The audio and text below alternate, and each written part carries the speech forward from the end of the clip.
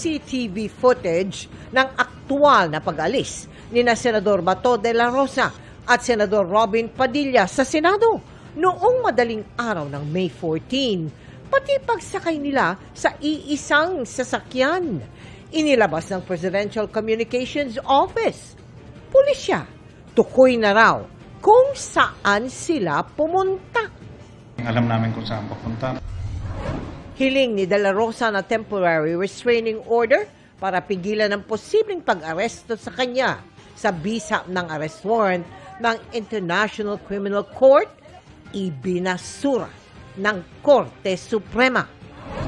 Bansag ng National Bureau of Investigation kay De La Rosa na pugante. Inalmahan naman ang kanyang mga abogado.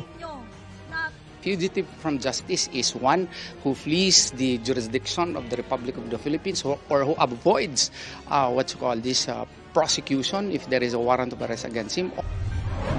73 taong gulang na lalaki na nakapila para sana sa 20 pesos na bigas, nahagip at nakaladkad ng pickup, patay.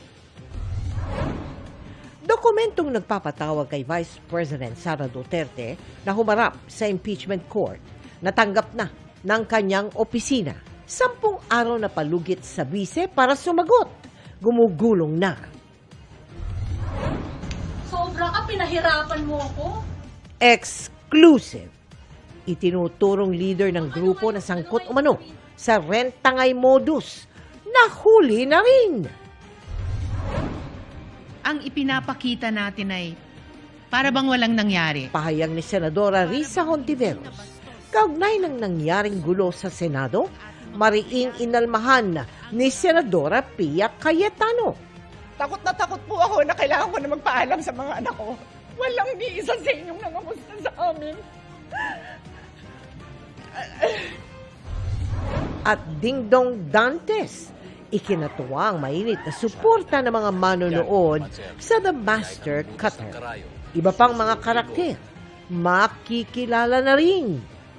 Yung exciting parts paparating pa lang. This is Philippine culture.